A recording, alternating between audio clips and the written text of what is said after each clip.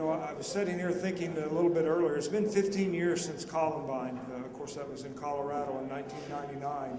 That really changed for law enforcement, the active shooter situation. Prior to those days, first responding officers set up a perimeter and kind of contained the situation and waited for SWAT teams.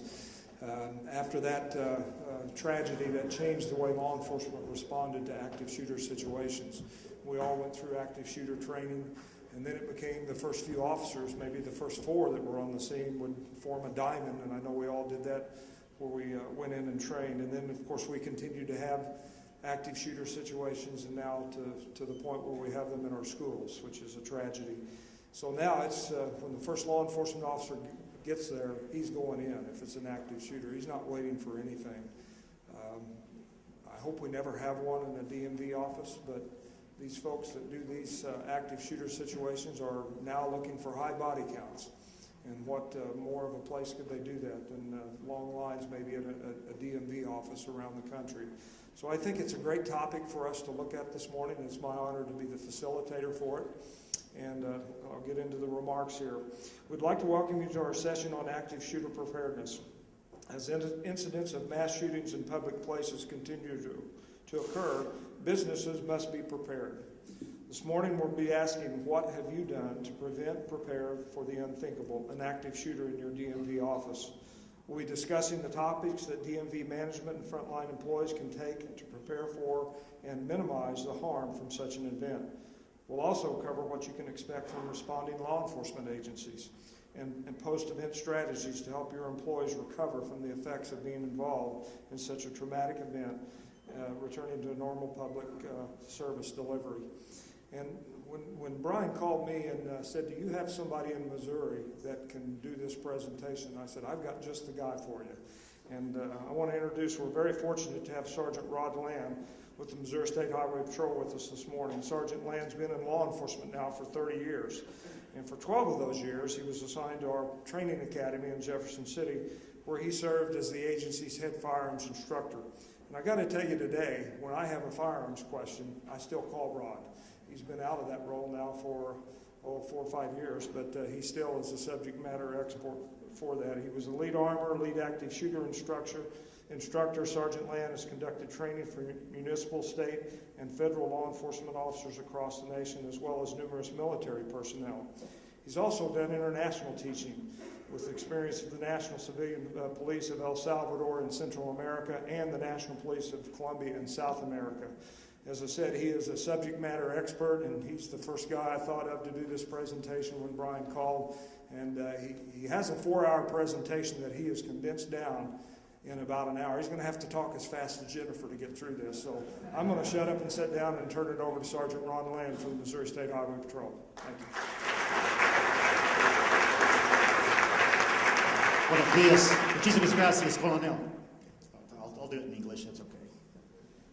Well, like I said, Brian said I got an hour presentation, so now it's even faster, all right? So I'm going to have to talk like I'm from Delaware, because normally I work the southern part of Missouri, so we talk kind of slow down there.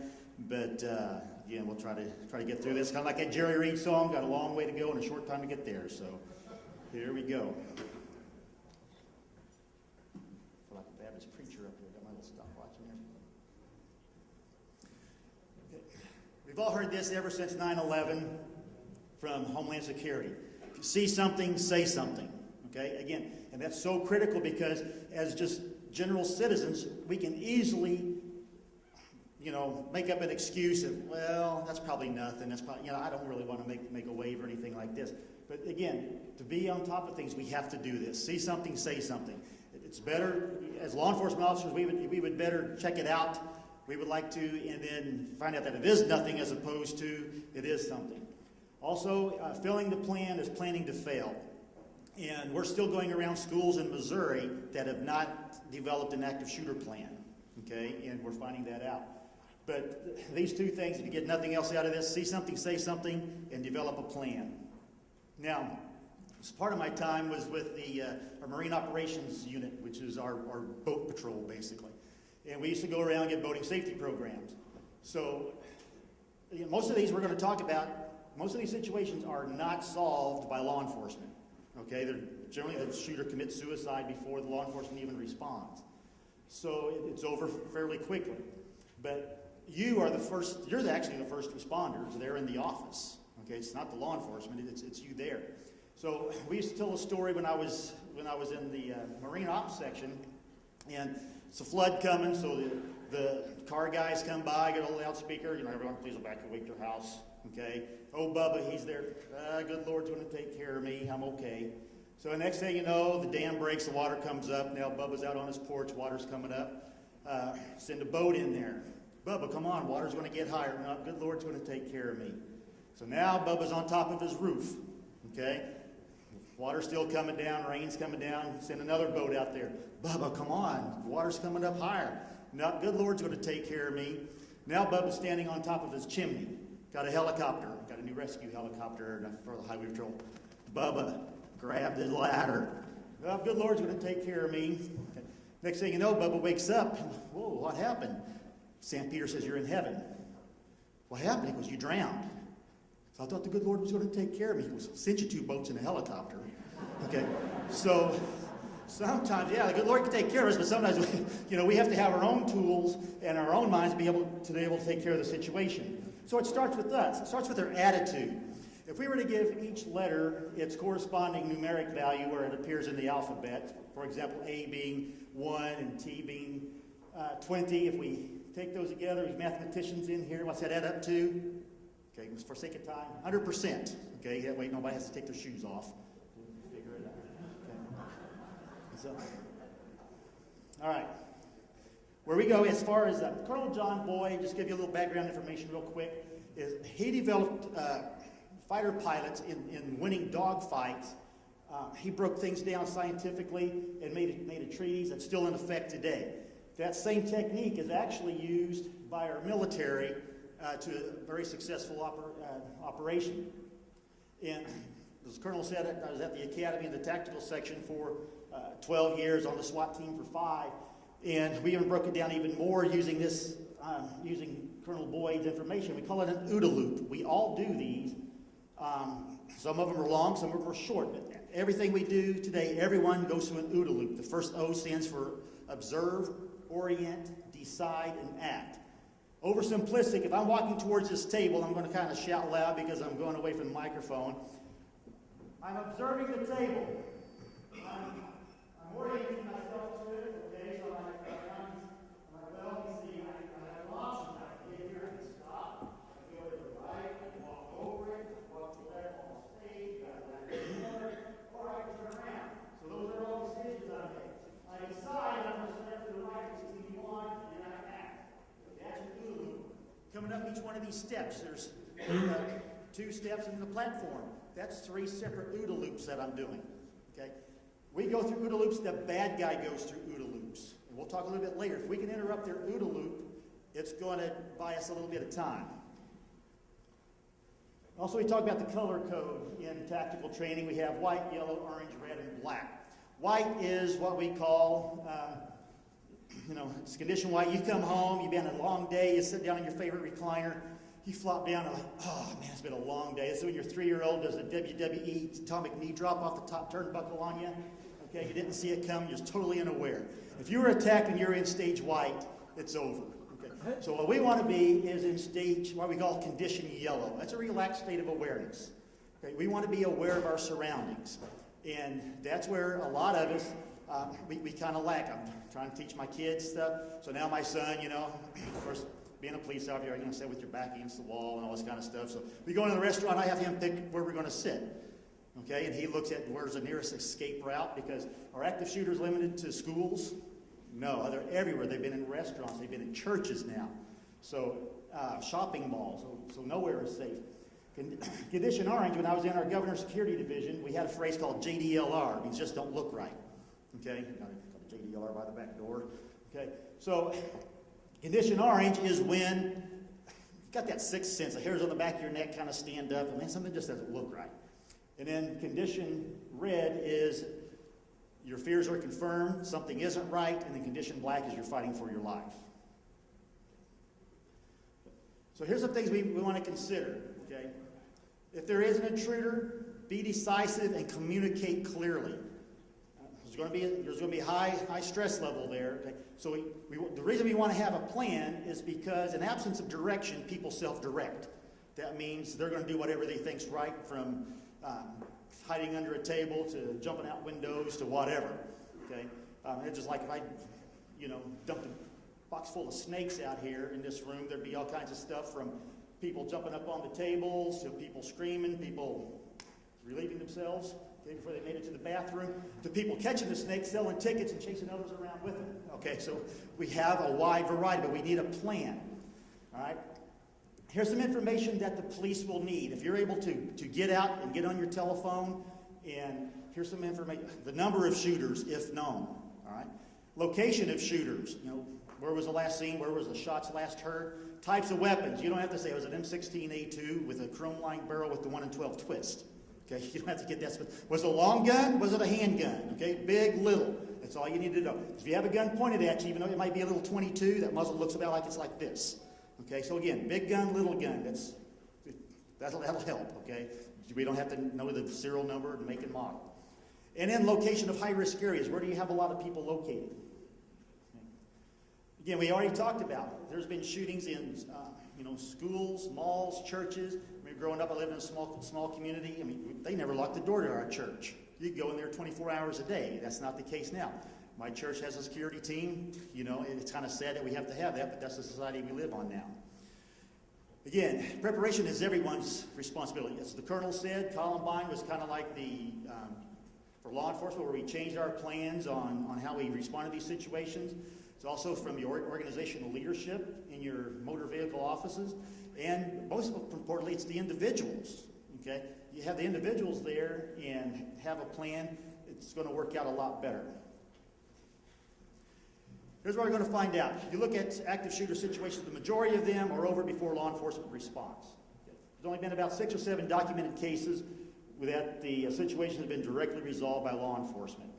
Okay, this is why individuals must be prepared, both mentally and physically, in case there's an active shooter situation. Very first known active shooter in the United States was July 26, notice that date, 1764. Okay, it's called the Enoch Brown School Massacre. The 11 students and the teacher Enoch Brown, they were killed in their schoolhouse by a part of Pontiac's rebellion. So it hasn't been real prevalent, but it has been around. That was the first one. For the Highway Patrol, when we give a class, our active shooter definition is this: an individual actively engaged in killing or attempting to kill people in a confined, populated area. There is no pattern or method to their selection of victims. Again, they're just looking for victims. The way I look at it is an active shooter equals homicide in progress. When I train recruits other police officers, I tell them every time you hear a shot, just think that's another person going down. So you need to get in there as quickly as possible and stop it. Attackers' goals and motivations. With our media the way it is now, most of them they're trying to set the new record. Whether it be the body count, have the highest body count, have the highest number of casualties. They realize they only have about 2 to 10 minutes, depending upon the jurisdiction that they're in, before law enforcement's going to be on scene. And a lot of times they plan for their death, either by the police officers or they factor in committing suicide. Again, most of the times when they go back and they wrote a plan, they do not have an escape plan as part of their contingency. A lot of them have a hatred of the world or the government. Okay? Many of them have mental conditions. Yeah. But what we do find is a lot of them have a lot of pre-planning and commitment. Some other facts: typically a single shooter. Again, Columbine was the first one that really changed our tactics. Of course, there was 2 shooters, but most of them, typically a single shooter. They generally have more than one firearm, and they're looking for victims, not defenders. Okay? And they usually have lots of ammunition. There was, at the Virginia Tech shooting, there were students there, the doors didn't have locks, but they were pushing on the doors. The guy comes up, checks that door, can't get in, goes through a door that's unlocked and he can go in easily. So he even came back to the door that they're pushing on. He even shot through the door, one of them their hands, but they're pushing that door. Again, can't get in that door. I don't have much time. I'm going to go to an easier target. That's what they're looking for. Like I mentioned earlier, they usually have a grudge or hatred of everyone, including the government. You think as a license bureau you represent the government? Oh, buddy. Okay, we talked about, again, generally about 2 to 10 minutes on the average. Most commit suicide, and most of them are not resolved by law enforcement. Some things you might want to look for is body language, maybe behavioral cues. If someone is going to carry a weapon concealed, if a person has like a legal concealed carry permit, they're probably going to have a holster. Most of these guys just have it stuck in their waistband or the small of their back. All right. We call it a clue in law enforcement if they walk in with a pair of shorts with an ankle holster on. Okay, that'd be an easy one to detect then. But most of them, again, are going to be in the waistband, somewhere where they can get to it real easy, or in the small of their back. Just because you got a sign on your front door, that's going to keep them away, right? No.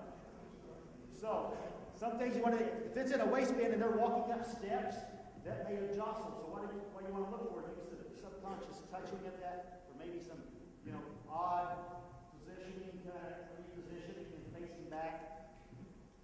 Some things to consider: 93% of the population are right-handed, so it may be along this side of the body. Okay. So that's, a lot of times they want to blade that part of the body away from you as they're talking to you, because they don't want to.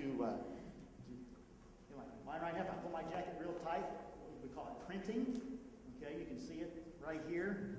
So those are some things that you, if someone drops something and they're picking it up kind of oddly, yeah, they could have had some surgery or something. What they're not wanting to do is reach up and have that jacket come up where they can see that, where you can see their gun. So if they're moving kind of oddly, that could be what we call in law enforcement a clue. Want to be cognizant of backpacks, bags, briefcases that are brought in. Also, wearing clothes that's inappropriate for the weather. Now, I've used my wife a lot in this example, and she knows that, so don't think, man, he's pretty cruel. So it does get hot in Missouri. It's not always cold and snow. Sometimes in August, we'll have 100 degrees in the shade. So if we're walking to the mall and walking across the parking lot, I see two guys out there in that 100-degree weather with trench coats on. I'm thinking, ooh, that's not right. All right. Getting big bulges under there. What am I thinking? Oh, they probably got guns. Bad thing. I'm going to call my brothers in blue, and we're going to take care of the situation. My wife's going to be running up to, hey, were those two from one at the Gap? Okay. She's, again, a whole different mindset there. She's got that sale going on. Uh-oh. Here we go. Here's two of our Capitol Police officers talking to a guy. Notice how protective he is of the briefcase. Okay. The little rifle that you see that's folded up in half, that's a Kel-Tec Sub 2000 rifle. It shoots that particular one there shoots a 9mm bullet. Uses a Glock magazine. Backpacks, a lot of times, sometimes when we're hiking with the kids, I'll have one of those stuck in my backpack. All right. They make backpacks now with ballistic panels. They make the one that you see there in the lower right with the MP5, HK MP5K. That's designed with the briefcase closed, you can still fire it. Let's see if I can get this to work here. That little thing right there, that's the trigger. Okay, with the handle, you just press that, and it would shoot without even having to take it out. All of a sudden, let's say at the end of the day, you see a SpongeBob backpack there in your office. It could be real easy. I mean, maybe somebody left it, but there again, that may be something you may want to call the police and have them check it out before you go moving it. This was inside of our Capitol. We do this presentation with our employees and the legislature at our Capitol. Walking through, this guy has two backpacks. Is that common? No. So, see something, say something. Actually, the Capitol Police Chief and I were walking around. We go down and talk to the guy. It ended up he was a homeless guy. His entire life was in those two backpacks, okay? And it was like 15 degrees outside. So he came into the Capitol to warm up. There again, what's he sitting by? A trash can. That's another area where people who want to put an improvised explosive device use, because most people don't pay attention to trash cans. Again, if it looks like junk and stuff in there, nobody really does anything about it. As far as active shooter response, there is no cookie-cutter approach to follow this plan and you'll succeed every time. Okay, what I'm going to do is I'm going to give you some principles to kind of follow through, and if you don't have a plan, if you're developing a plan, these principles can kind of help you guide that. First thing you need to do is, again, what do most plans do? A lot of times you have to plan for failure, right? Again, on the SWAT team, we make this high-speed plan and all this kind of stuff, and one of the first things that would go down would be our communications with each other. Okay, we could communicate as far as the entry team, but we couldn't communicate back to the command post. So again, but we had to go on. So we call it a 3-out approach. I call it get out, lock out, take out. Homeland Security, they partnered with Houston Police Department, and they did a video that we'll actually see here later. They call it Run.Hide.Fight. Personally, I don't like the term hide, but if I say hide, what do you think of? Yeah, you're in the fetal position under a table. Okay, is that a victim or a defender position? It's a victim position. Okay, so and notice I have get out, lock out is interchangeable. It depends on where you are when the threat first arrives on whether you get out or you lock out. And now we're going to talk about each one. Okay, if the shooter is not in your area, attempt escape if safe to do so. Okay, if there's an exit right there and the shooter's out in that hallway and my office is over here, why would I want to run over there and lock myself in the office when I can run out here and get away? Okay, so again, if the shooter's not in your area and you can escape. If your office is on the first floor, okay, an option is maybe escaping out that window. Again, if you are close to an exit, get out. Leave your belongings behind. That backpack of mine there with my laptop computer, even though Colonel bought it for me, okay, that's not worth me coming back and getting. Okay, I'm going to be out the door. Okay. So help others escape if possible. Evacuate regardless of others. You may want your best friend and they're screaming and they're hanging on to their desk. You're pulling their leg, they're still hanging on to the desk. All right, you may just get to a point where you're going to have to leave them. All right. Also, when you're outside, there may be others, UPS, FedEx, or something like that. They may be trying to get in, so you want to stop people from going in. You see somebody wounded, unless you're a trained medic or you've got trauma experience, you've got a first aid kit there. Don't be trying to move wounded people. Keep your hands visible, because if you're coming out of the building, again, law enforcement's coming in. What are they looking for? Okay, yeah. So be sure that your hands are visible. You're not running out like this. It kind of makes us a little nervous, okay, especially if you're responding to a call with a gun. So follow the police directions, because you're saying that, woohoo, all right, my help is here. Run into the police, all right? Again, right now, do we trust everybody in that situation? No. Okay, so they may be telling you to have a gun pointed at you, say, get on the ground, do what they say, get on the ground, okay? You may be in your office, call your local emergency number if you're using a landline phone.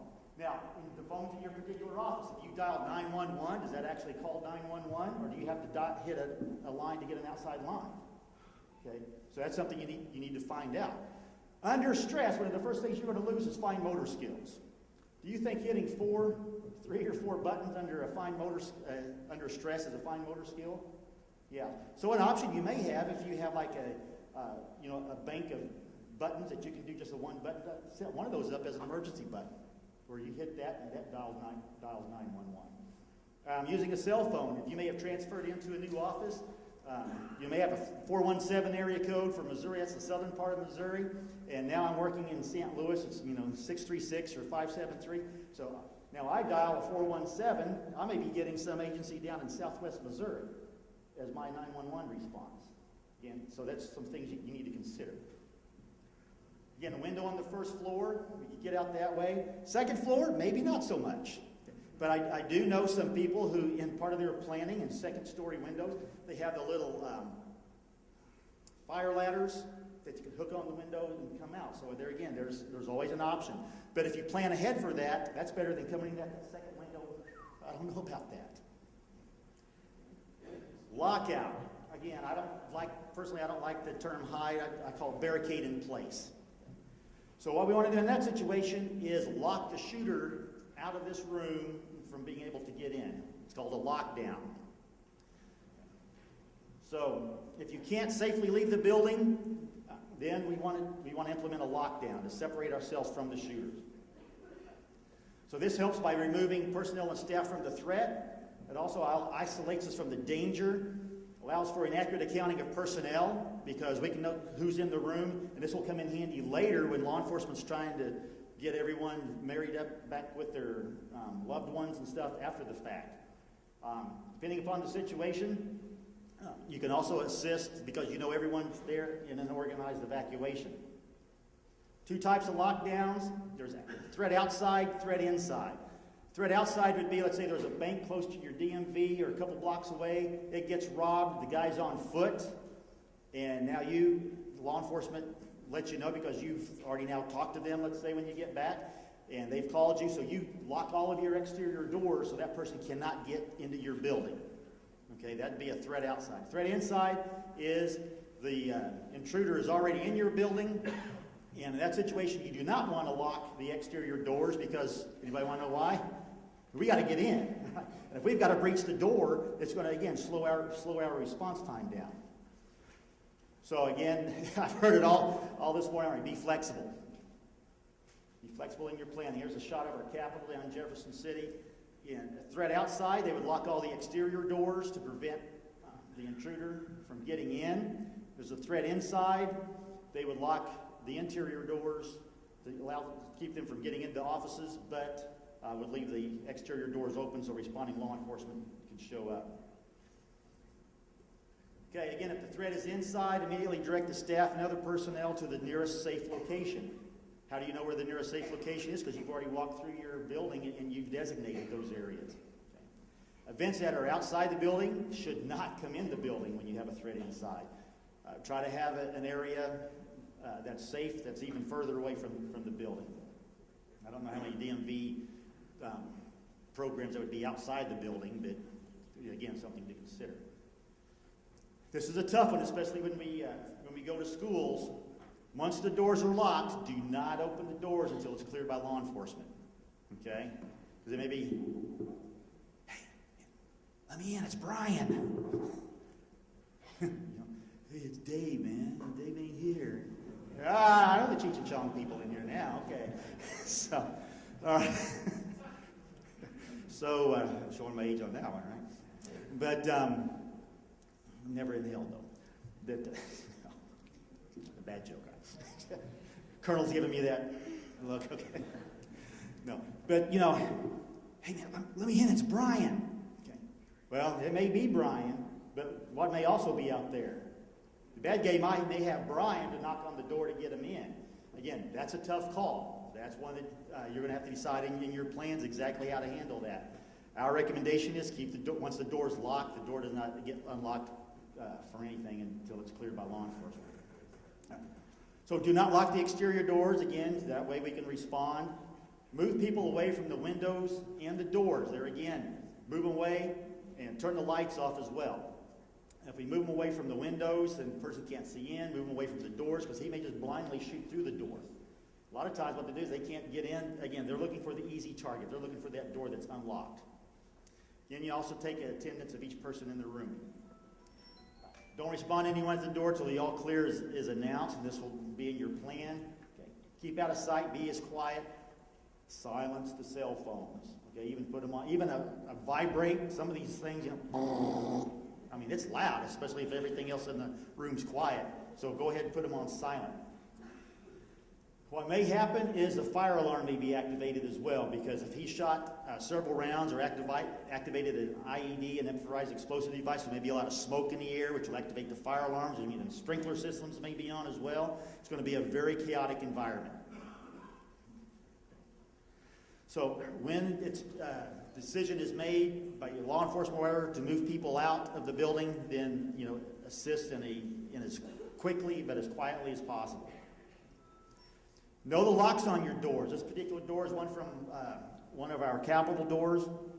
To lock it, you have to run outside and use a key to lock it. But also, if you just push this top button right here, you can have the door open, and then the door's locked. So if there's an intruder, all they have to do is shut the door, and it's already locked. They don't have to worry about, there again, a key and a keyhole, fine motor skill or gross motor skill. It's fine. It's going to be hard to find that keyhole.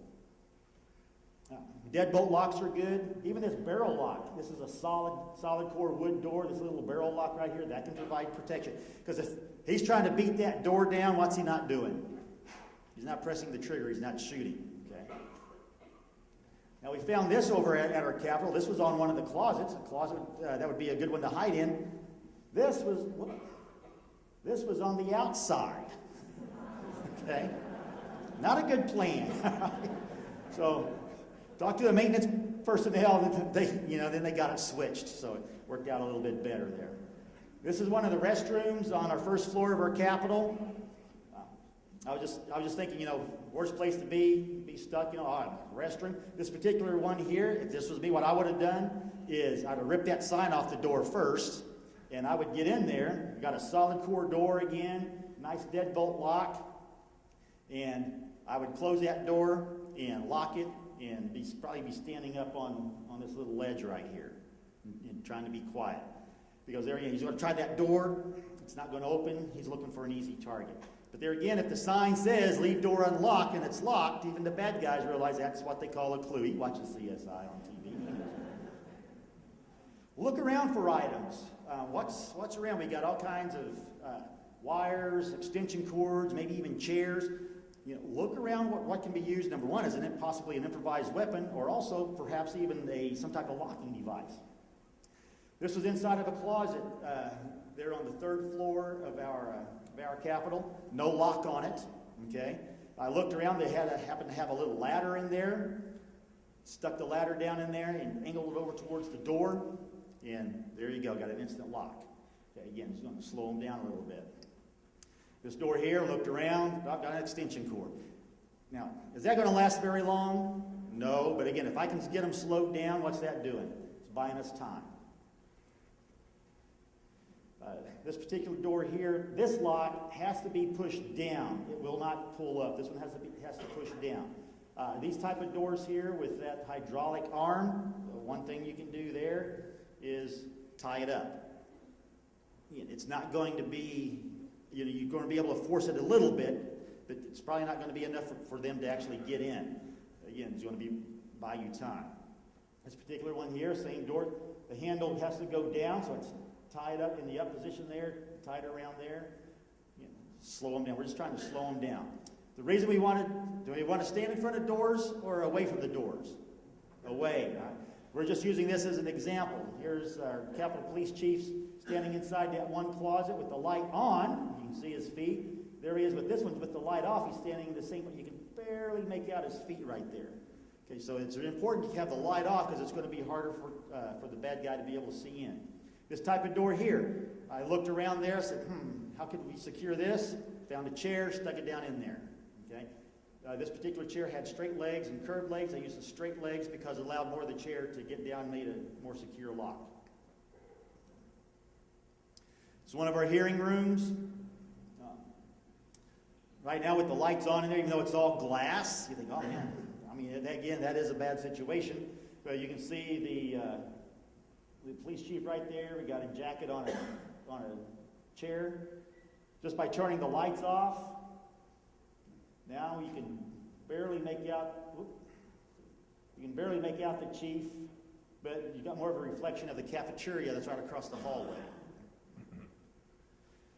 This type of door here has a deadbolt lock. You can set that deadbolt again. Stick a chair leg down there. Without being all glass, it's not going to last very long. If he has any sense, he's probably going to break the glass anyway. But what's that buying you? It's buying you time. Now, up to this point, we've talked about recognizing a threat. Oh, there's a threat down there. Here's an exit. I'm going out here. Okay, and we're assessing that threat. Oh, it's a long way to the exit. Here's my office. I'm locking down. I'm doing a lockdown. Access control. Okay, the guy can't get in. We implemented a lockdown. The next one we're going to talk about is what to do. Worst case scenario, now the shooter gets inside our room. And as we said, hiding under a desk has proven to be unsuccessful. I'm going to read this verbatim because I feel it's that important. Yes, fighting is an option, but it should be your last option unless directly confronted by an armed intruder. And this is something that you have to think about ahead of time. Okay? When it happens, that's not the time to be considering what I should do. If this is the case and you decide to act, be as aggressive as you can. Okay? You may have been one of these people who never swatted a fly or whatever, but this is time to get the fly swatter out and swat them. Improvised weapons. we were doing this training in a school one time, and we kind of did progressions with the teachers. And we showed them some improvised weapons that could happen. And so we took them into one room and said, we're going to give you 5 minutes, and then the bad guy's coming in. So there were like 4 of them in there. And opened the door, and we just wanted to see where they were standing, what type of weapons they had. There was a paper cutter in there. Football coach, he tore off the cutting, so he had a machete basically in his hand. He had the cutting part of the paper cutter. Okay, good, I like that. One of them found a fire extinguisher. Okay, hey, that's a guy said, what are you going to do with the fire extinguisher? Hit him over the head with it. All right, not a bad plan. What does a fire need to grow? Oxygen, right? What do we need to breathe? Oxygen. Do you think somebody that's been shooting people, breaking into your room, would be a legal use of deadly force? I'd spray that sucker in his eyes. Okay? What's the first O in the OODA loop stand for? Observe, right? He can't see, he can't breathe. It kind of takes his fight away from him. Okay?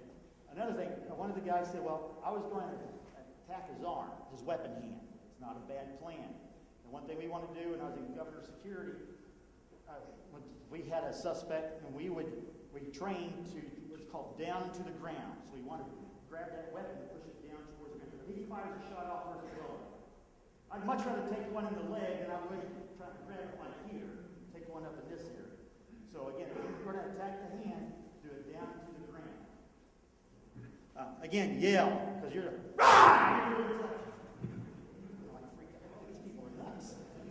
So again, you disrupted his OODA loop, right? He's going to help you out here. But if you decide to do it, commit to your actions. And you're like, hey, this guy had that on the last slide. Yes, I did, because I feel it's that important. Again, fighting is an option, but it should be your last option, unless you're directly confronted. We already talked about fetal position under a desk. That is not a good position to be in. I put this last quote in there because a passive approach to a rampant killer means the killer just has an unobstructed path to his goal. Now, what's happened, there are some people out here who have concealed carry permits. There was a study done that took like 100 active shooter situations that was from schools, churches, shopping malls, and everything, and they kind of averaged out the kill rating, basically, and what they found out was 14.29 people were killed by the time law enforcement responded. As opposed to having people on the scene attacking the shooter, it dropped that to 2.33%. Okay? And even those who attacked the shooter, they even were valid concealed carry permit holders, but they opted not to use the firearm because they didn't have a clear shot. So they tackled the person, and took care of themselves. But 2.33 to 14.29. Again, so who's the first responders? You are. Okay? We'll get there, but you guys are the first line of defense. As far as some law enforcement responses, a static situation is kind of like what you see on television, when they're doing the slow building searches, they're looking for the guy, they're going real slow. An active shooter, we're going to be coming in dynamic. We're going to be coming in, moving, communicating. It's going to be more of a rapid situation there. Again, when police arrive, follow their directions. Okay? Stay on the ground, because they're probably going to direct you there. Stay on the ground. Again, that helps kind of prevent confusion. Be sure that they see your empty hands. Nothing's in your hand. Now, let's say you came home today, or when you get home from this conference, you walk in, and this is what's going on at your house. Dadgummit, I'm never going to St. Louis again. So, I have some options, don't I? I walk in, I got water going everywhere. Man, I start getting my sandbags out. I start kind of blocking it off so it doesn't get into some other room. That is an option, correct? It's not necessarily a good option, but it is an option, right? Another option is I can go ahead and start getting them off right now, start mopping. What's still going on? What's the first thing we need to do? Shut the water off. Okay? So the first thing we can do is turn the water off. Let's look at that.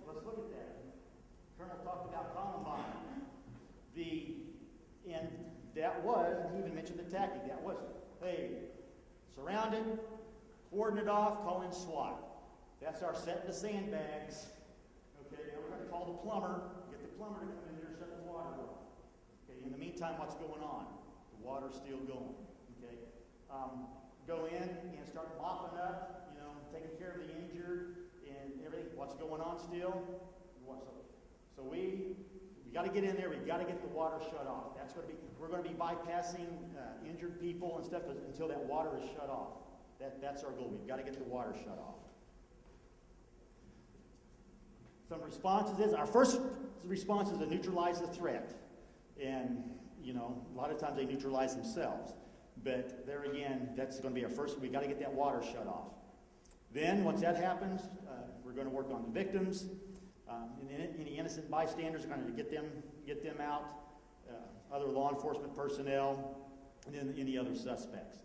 Noted down here, it says evacuation. Medical assistant does not supersede neutralizing the threat. Because most EMS personnel, emergency medical personnel, they're not going to go in there till the scene's safe anyway, unless you've got like a tactical medic on your SWAT team or something that could provide training there. But if it's a regular, ambulance service, they're not going to go in until that scene's safe anyway. This is what you may have guys that look like military guys. This is what some of our SWAT team down in our Springfield area.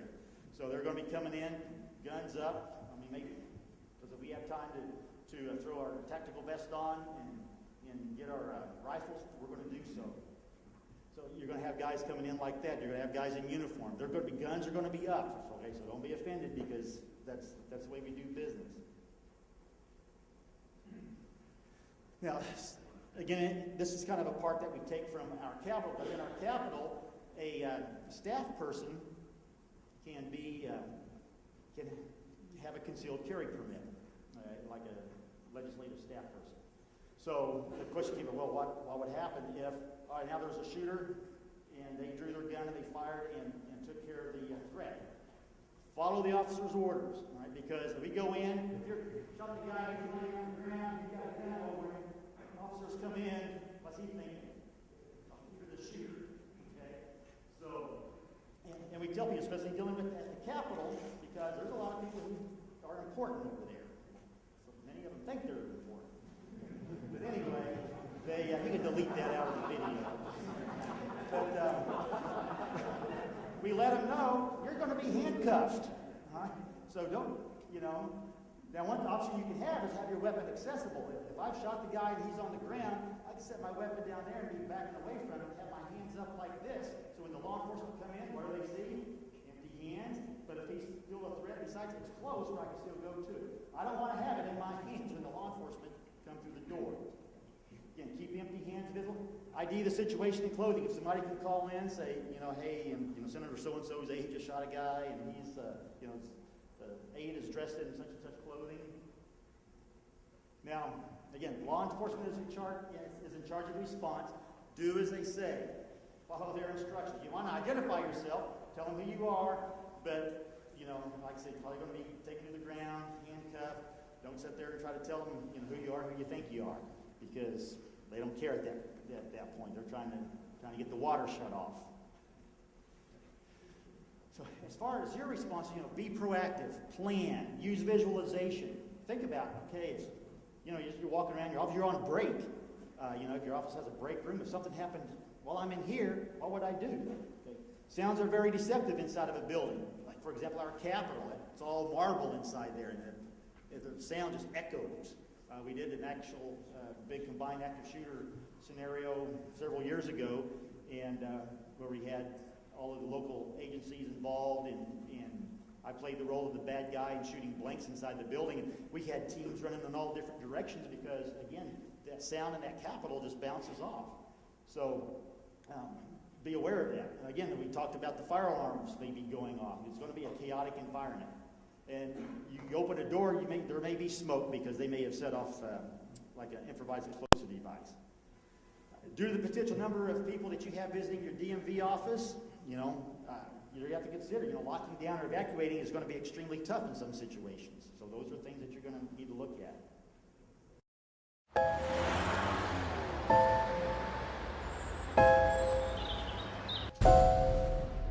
It may feel like just another day at the office.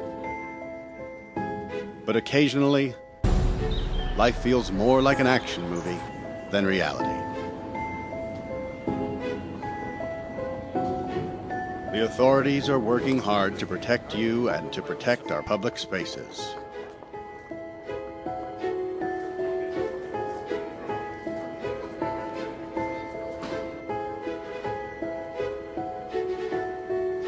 But sometimes bad people do bad things.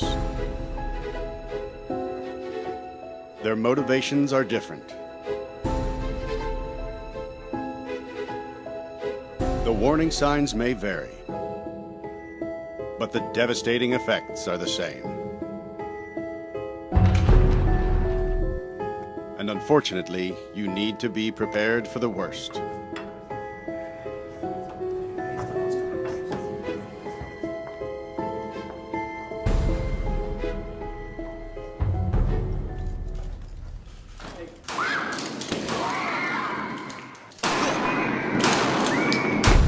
If you were ever to find yourself in the middle of an active shooter event, your survival may depend on whether or not you have a plan. The plan doesn't have to be complicated. There are 3 things you could do that make a difference. Run, hide, fight. First and foremost, if you can get out, do. Always try and escape or evacuate, even when others insist on staying. Encourage others to leave with you, but don't let them slow you down with indecision. Remember what's important, you, not your stuff. Leave your belongings behind and try to find a way to get out safely. Trying to get yourself out of harm's way needs to be your #1 priority. Once you are out of the line of fire, try to prevent others from walking into the danger zone and call 911.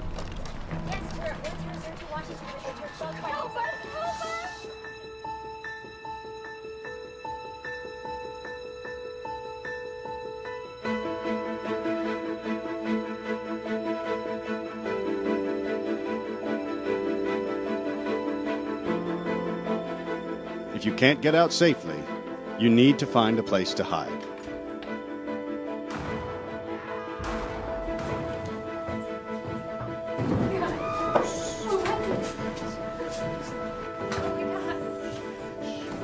Act quickly and quietly. Try to secure your hiding place the best you can. Turn out lights, and if possible, remember to lock doors. Silence your ringer and vibration mode on your cell phone. And if you can't find a safe room or closet, try to conceal yourself behind large objects that may protect you. Do your best to remain quiet and calm.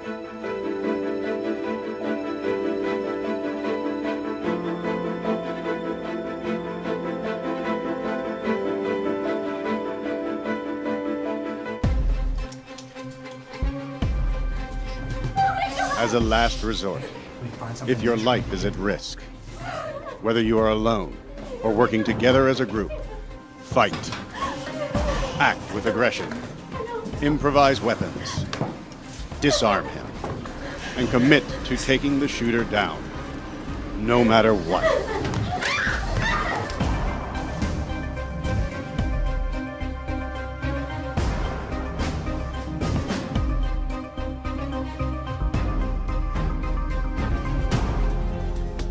Try to be aware of your environment. Always have an exit plan. Know that in an incident like this, victims are generally chosen randomly. The event is unpredictable and may evolve quickly. The first responders on the scene are not there to evacuate or tend to the injured. They are well trained and are there to stop the shooter.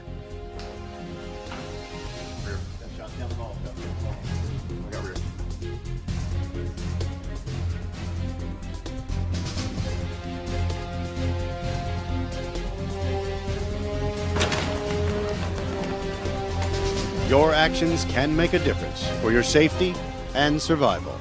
Be aware and be prepared. And if you find yourself facing an active shooter, there are 3 key things you need to remember to survive. Run, hide, fight.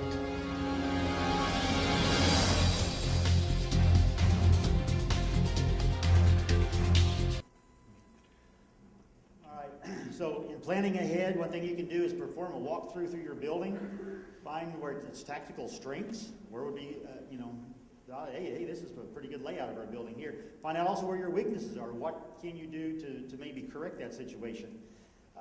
Very important, implement a written workplace violence plan. But just as importantly is actually train on that plan. Meet and train. Sit down with your local police departments. When we were doing this with the schools, we found out that most schools had their plan, the police had their plan, fire had their plan, MS had their plan, but guess what? Nobody had done. Sit down and talk together. Okay, so again, get with the police, and that they could probably help you develop your plan. But meet and train with them. Let them train in your building, because if they're going to be responding, it's the better layout they know of your building, the better off it's going to be. Some things that you may have to consider, because if there's an active shooter in your DMV office, it's a crime scene. All right. So again, depending upon what type of injuries are there, I mean, you've got biohazard cleanup, you've got everything else. Again, it's going to be a crime scene. Obviously, the more victims there are, the longer your DMV office is going to be closed, which kind of leads you over to having an MOU, a memorandum of understanding, with maybe another branch office or some other building in your community where you could maybe perhaps work out of in the interim. Management of victim and their families in the immediate aftermath. Part of it may be as far as since you have the roster of employees, probably private family information. You could be the point of contact for the law enforcement to be able to to contact those people.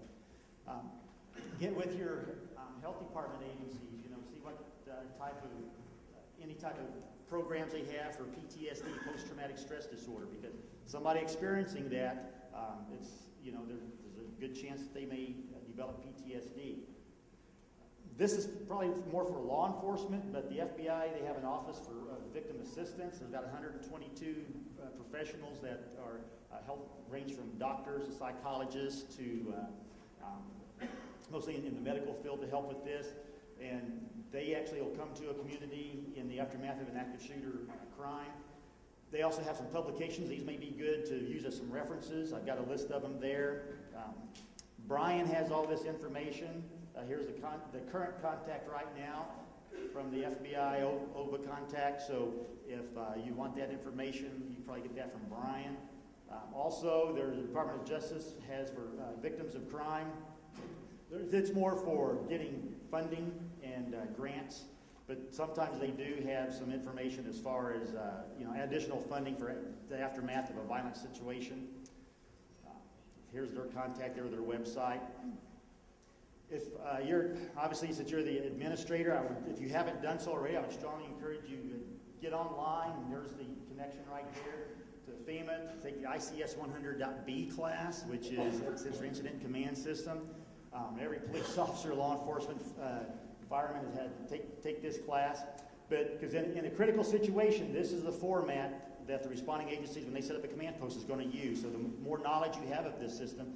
My son's 14. He's in the Scouts. He had a couple weekends ago, he went for his search and rescue merit badge, and one of their prerequisites, they had to finish this.